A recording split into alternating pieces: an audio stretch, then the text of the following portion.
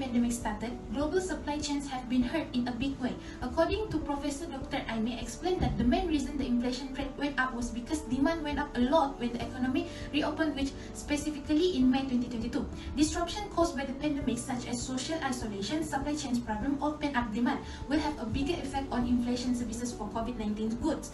So, as this disruption gets worse, it will have a bigger effect on consumer prices. A high inflation rate makes it more expensive to live and lower the standard of living for everyone. This is because a rise in general prices will lower the real income of the community and make it even harder for people to buy things. Next, taking into account the way the economy is now because of the COVID-19 crisis, many families, whether they are married or single parents, are having trouble with their cash flow and the cost of living that has been rising, especially in the B40 group. People who are already stressed due to the effect of the COVID-19 pandemic will continue to face higher living costs. This is because the abolition of cooking oil subsidies and ceiling price control for chicken and chicken eggs starting July 1 raised the pressure on the increase in the cost of living. According to Lip Gua Eng, says that the government is working to make sure that the aid goes to the people who need it. This help with welfare is given to everyone who is eligible, no matter what race, religion, or political background they have. Nextly, it is the introduction of the program itself. As we can see, there are two main purposes of BKM, which are to support the individuals in need, especially those who fall under the B40 category, as well as to recuperate and to lessen the burden of a high cost of living. The timeline of the financial aids introduced by the Malaysian government first started with the Bantuan Sara Hidup, which was introduced in July 2020, followed by the Bantuan Prihatin Nasional, which was introduced in September 2020, and finally with the Bantuan Keluarga Malaysia in March last year. Moving on towards the objectives, mission and vision. The vision is to prioritize the rakyat's welfare during the COVID-19 pandemic. The mission is to provide enhanced direct cash assistance through multiple phases.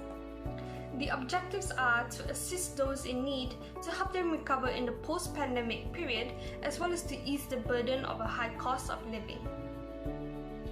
In Bantuan Keluarga Malaysia, parties involved in the implementation of the program include the LHDN, Pejabat Jabatan Pembangunan Persekutuan, Pejabat Setiausaha Kerajaan Negeri, any district office, and also the citizens according to the categorized household income. These shareholder and stakeholders are established to lessen the burden of the government and help to ease the process of the BKM program, as small places are responsible to collect the forms and applications. People in B40 and M40 who benefited from this BKM program is married people who 59 years old and below, and people married 60 years old and above. Other than that, it's also single parent with no limit age, and lastly single people who 59 years old and below, and single who 60 years old and above. Moving on to the ministry involved, as far as Malaysians are aware, the BKM was one of the measures taken by the government to ensure the welfare of Malaysians' family. So the ministry involved was none other than the MOF, since BKM was proposed by the previous Minister of Finance. Another ministry that also include is also Ministry of Communication and Multimedia, as well as the Ministry of Domestic Trade and Cost of Living. The strategic analysis that we use is SWOT. The strength is that it has sufficient fund. As we can see, the government determined the cost of BKM implementation. This Bantuan Keluarga Malaysia BKM under the Prime Minister, Datuk Seri Ismail Sabri Yaakob, is where the government allocated the largest direct cash assistance initiative of 8.2 billion ringgit, which is expected to benefit more than 9.6 million beneficiaries.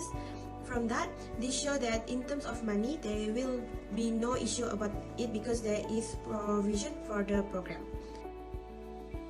Next, the weaknesses of the BKM is inadequate management, where irregular and untimely crediting of money to the receipt make the people wait for it, and those who were registered with other banks other than Bank Simpanan Nasional are credited after the set date was set.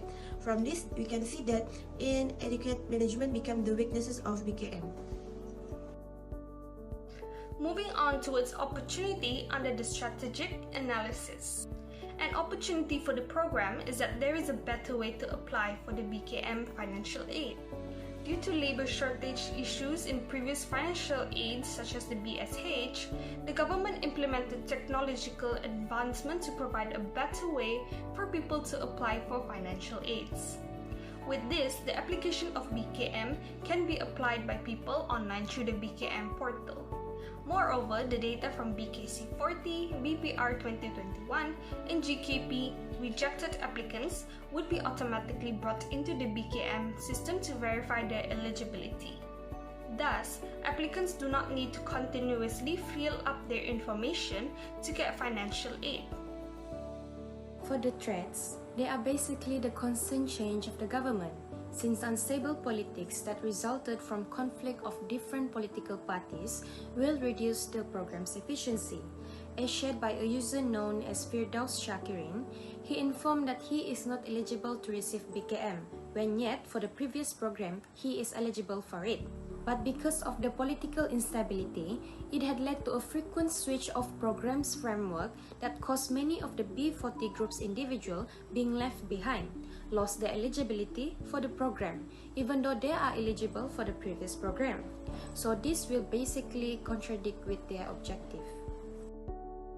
For internal and strategic choices, the government allocate 8.2 billion for the BKM program that give benefit for more than 9.6 million beneficiaries. We can see where Minister of Finance enhanced BKM to ensure that households that earn less than 2,500 per month and have 3 or more children will receive cash assistance of 2,000.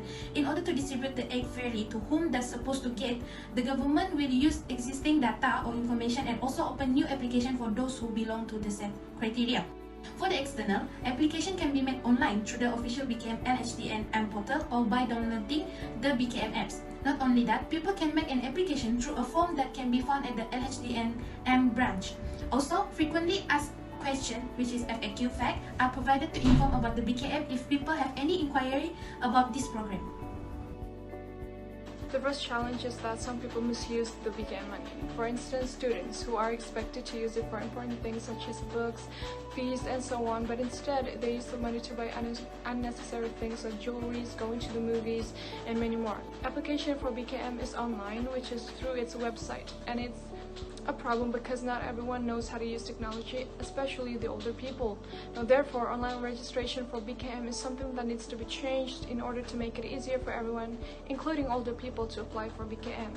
There are still errors happening in the website system in which the wrong people received the BKM money, and instead of the ones who need the money, people who have higher income ended up receiving the BKM money. People getting too dependent on the government, and they fail in managing their finances properly, and they would start to spend their money recklessly because they know that money will come from the government, so they would think that they can spend as much money as they want, in which will create burden to the government. What we can recommend to further improve this program in the future is for the government to focus more on prioritizing the targeted group and review the qualification frequently, perhaps every year. As not all people benefit from the BKM cash aid, the government should review and do more research about those who should be qualified for the cash aid. For instance, by giving more priority to those who were affected badly during COVID-19, such as the SMEs.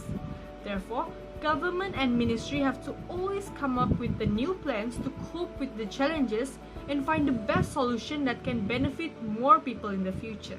Other than that, to minimize the possibility of delivering the money to the wrong hands or people who do not deserve to get the cash aid, the government could replace the cash aid with food or groceries vouchers. This is to avoid misuse of money, as the cash aid allocated is for those who need the money to buy basic needs like food. For instance, students who receive this cash aid from the BKM program are supposed to use the money to buy the necessities or to pay for the university's fees to lessen their parents' burden. So, by replacing money with a food voucher, people can avoid misusing the money and only buying essential goods. In short, we can see that BKM had made a lot of changes in everyone's world, be it the government nor the people itself. it accommodates all needs, and strategic management is deemed to be vital as the strategy analysis detects its threats and opportunities in the future.